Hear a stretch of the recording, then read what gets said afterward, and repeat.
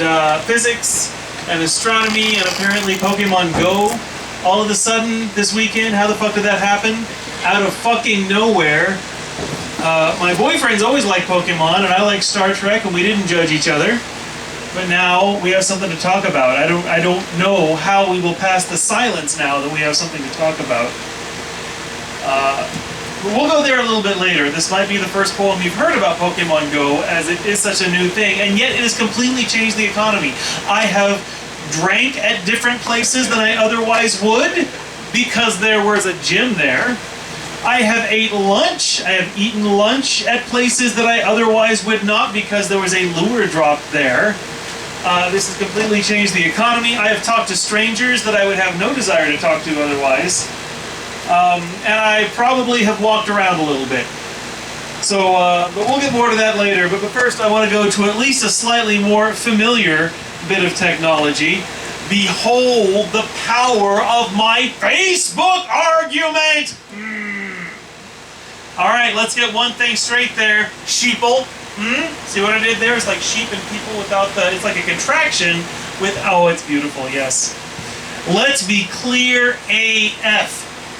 There is only one right way to look at this issue, and you will either bow before my worldview or face the wrath of my caps lock button!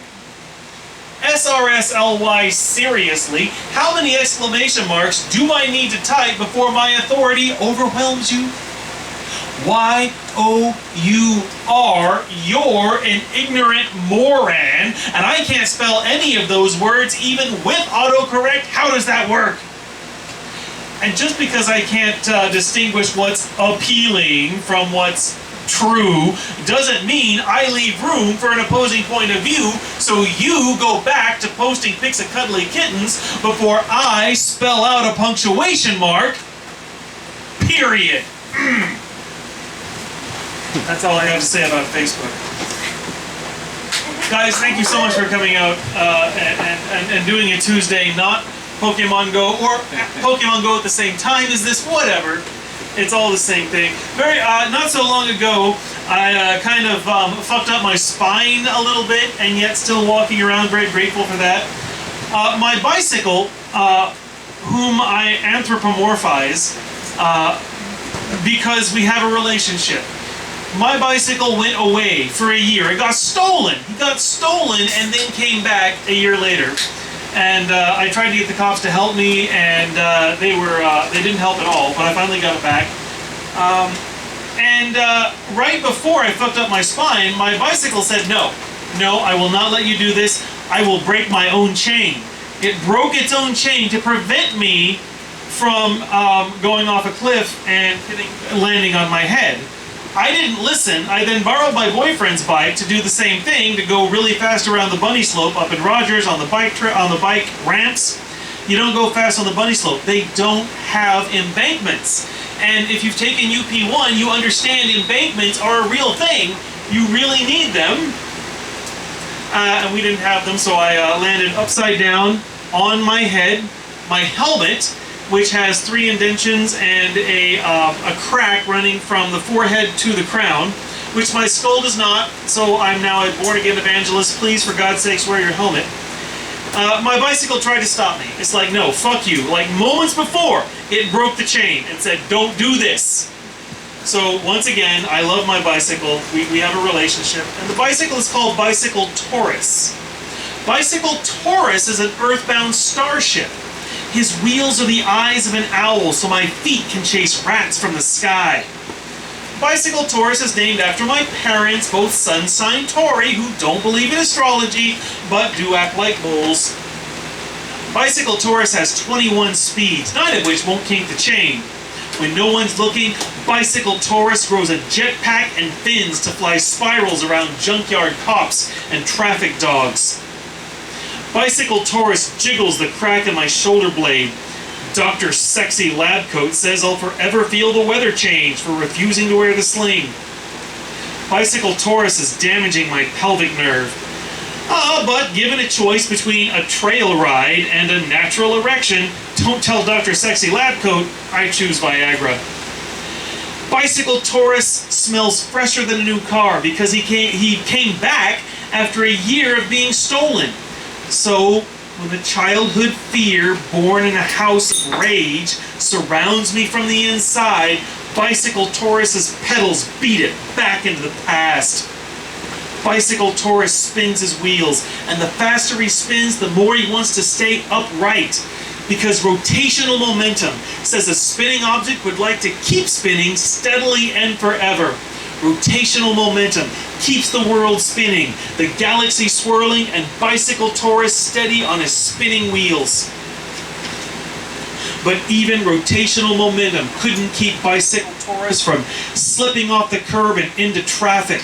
The grill of a Jeep growing movie screen size on my retina, me in the front row of a horrible theater, heart spinning, muscles frozen, eyes locked open, maybe for the very last time, powerless to the mass of the oncoming Jeep and the will of the filmmaker who calls himself physics. But apparently, physics wasn't ready to kill Bicycle Taurus or me, no. Physics demanded more tension, another near miss or two before the climax. So, purely for his own amusement, physics let me swerve into the pavement, push myself up, and brush the gravel out of my wounds, and ride off into the rain, where Bicycle Taurus threw a mudwater stripe on my back, and I didn't give a firewater frack, because on Bicycle Taurus, I never look back. Thank you. Yeah. I'm trying to find the non-sweet spot, the non-feedback spot. There's got to be one here somewhere. I know it is. Right. You're not just bending over for my benefit. Thank you for that. Maybe. It could be. It could be. So there is a brand new radio station in town, y'all, and it's really awesome. It is called Community Radio 97.3 KPSQ, and it came out of a few years ago. Congress authorized a whole bunch of low-power FM stations to come out and be community radio. That is not radio that extends all the way from here to translator to Little Rock, like KUAF does, but just in your community. And it's really amazing. They just came on the air, and I'm going to have a show on community radio, KPSQ 97.3, up in August, called Poetize the News, making sense of world events through poetry, because the news kind of sucks, and sometimes poetry can help make it a little more palatable. Also, sometimes the news doesn't suck as much as they claim that it does. There's a lot of bad stuff going on in the world, y'all, but there's also some really amazing things. For example, although there's a lot of poverty, serious poverty going on right here in the US and also in the world, it's also true, if you accept that horrible fact, you also have to accept the fact that people who are continuously malnourished, that number of people is dropping, and has been dropping steadily for the past 20 years. And it's not to minimize the fact that some people are still chronically malnourished, and a lot of people are still food insecure. Nevertheless, the world population is a bit less desperate for calories than they ever have been. And sometimes the news doesn't report that because it doesn't give ratings. The news needs ratings like everyone else. And so hopefully poetry can help to bring the good parts of the news back into balance with the horrible parts that are definitely real. Poetize the news. In the news this week, the real stuff first, centuries of being spat upon, shat upon, locked up, and killed. But finally having the technology to film the summary executions of poor, unarmed people, particularly black, not for any life-threatening act, but for the crime of saying no to a uniform. As part of the comply or die police culture norm, led to protesters peacefully demanding change being outshouted by a sniper attack by a former military man the media calls deranged. But then that's what war does to a warrior's brain. whether he's invading a foreign land or defending his family against a cop's heavy hand. 5 officers in Dallas were robbed of their breath, tragic as any intentional death. And the department retaliated by sending an explosive robot to blow the assassin into bloody snot. And while many cops refuse to connect the clues between the job they've been trained to do and their target's retaliation, it's possible that incidents like this will send the cops across the nation back to the drawing board. Their culture isn't written by officers or departments, but by Congress and the states. And these elected officials cannot afford to ignore the awakened electorate demanding debates. Politicians will crumble if we shout instead of mumble, and the cops who believe in authority will follow orders, even if it means respecting a minority. That means at the federal level, ending the war on drugs, which targets minorities with violent arrest and extortion fines, and rewriting the role of police, not as uniformed thugs who consider themselves hunters of crimes, but as well-respected, well-paid citizens who help anyone in need, from fixing flat tires to helping homeless shelters feed, a citywide assistance program who radiate peace, because police are not warriors, and warriors are not police. Some people call the police deranged, but then that's what war does to a warrior's brain, whether he's occupying his own homeland or defending his family against a fellow cop's hand. It's more about the truth than the mic drop, so I'll say again what I've said before. If cops want the war to stop, the state must stop waging war. I think we can do this, y'all, and it's only because of technology. It's that phone you have right there, that phone that I have, that we all have. Police have been accustomed to having their word as the law. The official report is the police report. Well, we have something more objective now. Now we have everyone with the ability to record the objective truth. And that will bring policing back. I don't know that I would say back, but that will bring it into objectivity, which is what they would like to be. Also in the news this week, Donald Trump is defending himself against an accusation of raping a 13-year-old on a billionaire party vacation, and meanwhile Hillary's emails continue to dominate the conversation. How does that work? I don't know. And finally, the derp generation goes outside for the very first time thanks to Pokemon Go. It's scary out there. There's a giant glowing Pokeball in the sky, which on a hot day will catch all your water, so stay hydrated. And steel monsters on wheels will capture you and force you to fight adorable monsters while on oxycodone in the hospital. So look both ways before stepping into the street. And try not to take it personally when the app freezes. Apparently, Pokemon Go uses the same servers Hillary uses for her emails. At least she didn't rape a 13-year-old. And who knew there was so much to explore in your hometown? While looking for pocket monsters, you may discover the trees have mushrooms again. The pond has tadpoles again. Groups of friends have learned the ancient art of loitering and conversing with strangers without holding cigarettes, just like they did before a generation forgot and a new generation relearned in a single weekend how to play outside. I'm kind of all about Pokemon Go for that reason, except that it really is heroin. So, you know, if you haven't done it yet, you're probably better off. I mean, I love all these facts that you can actually talk to strangers again, and you're rewarded for walking, and it probably do good things for the overall health of the nation. And yet, I have fucking work to do, and yet I'm walking around looking for goddamn digital monsters. Jesus. Both of these things are true. We'll go something heavy and then come back a little lighter again. Not so long ago, we had a really horrible thing happen in Orlando.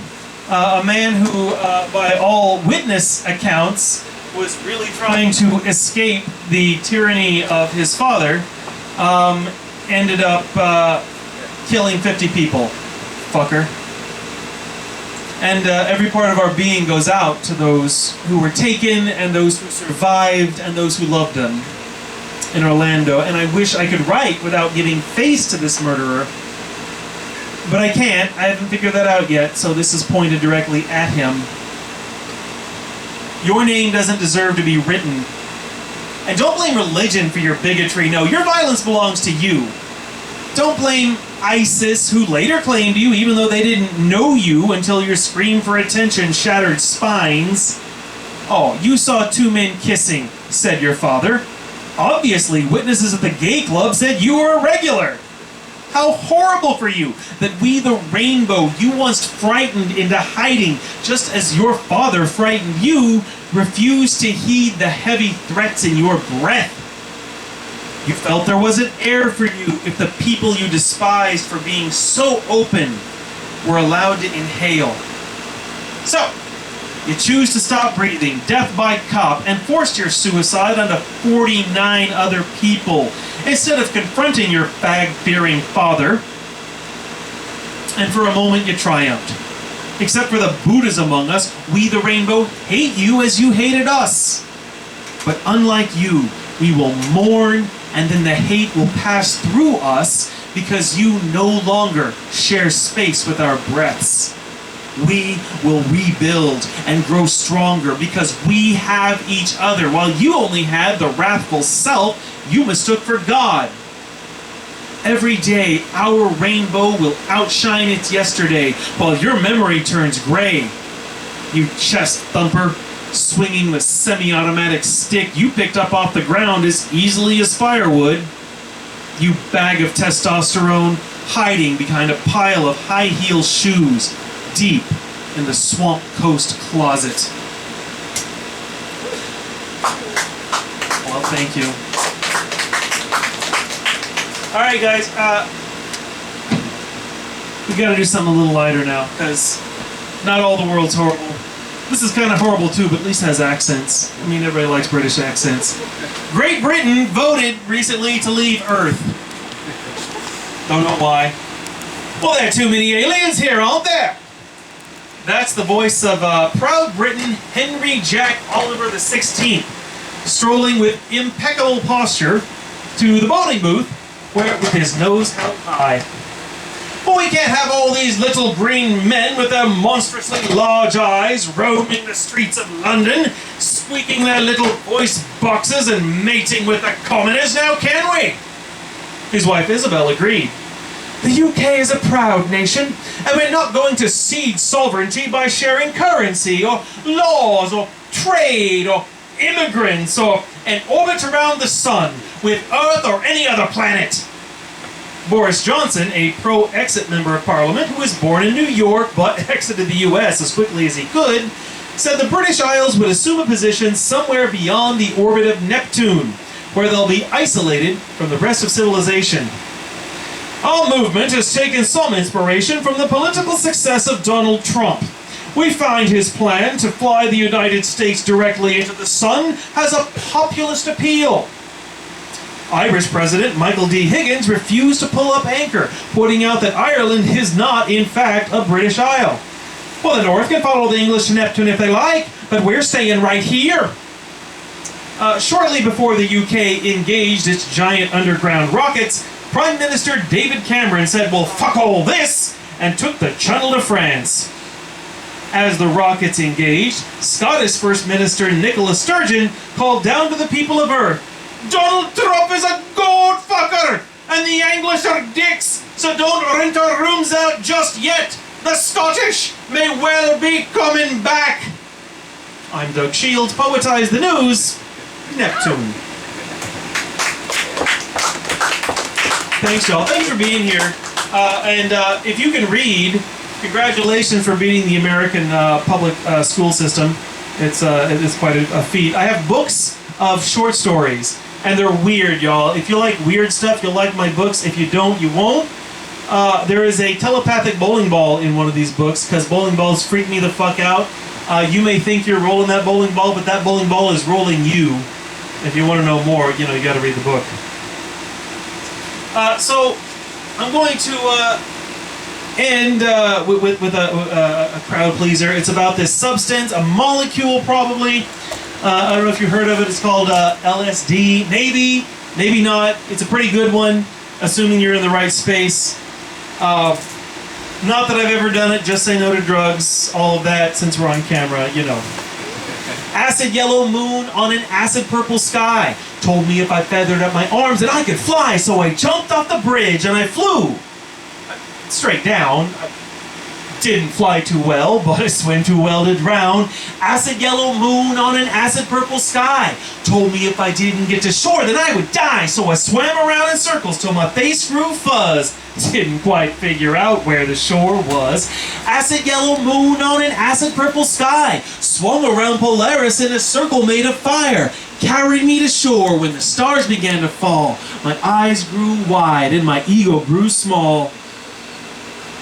I walked up the inside wall of my skull, looked back inside to see if it was full. I was living with a man who promised me his hand. Instead, he gave a candy kid a regular flavored blow jam, hanging at the club, giving me the snub. Not this time, no siree, bub. I got a ticket full of music and a Buick full of gas. I'm going down to Hog Ridge to liquefy my ass. Dumb enough to buy a bunch of caffeinated pills. Friend at the fire pit. I told him all my ills. He said, that's no reason to crawl around bawling. Take one of these and don't bother calling. I walked up the inside wall of my skull, saw the acid yellow moon, acid yellow full. Ravers blowing bubbles, hippies blowing sage, music making orbits on the candy-coated stage. Excuse me.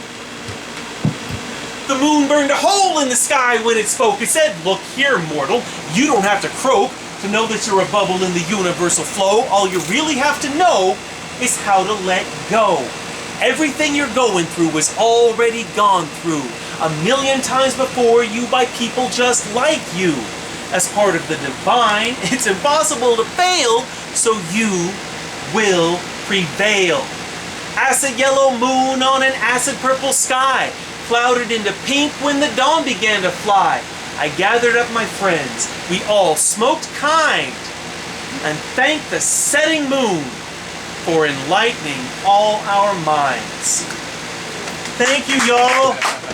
Thank you, Backspace, for letting this show happen over and over again. DIY rocks. There's nothing more real than this.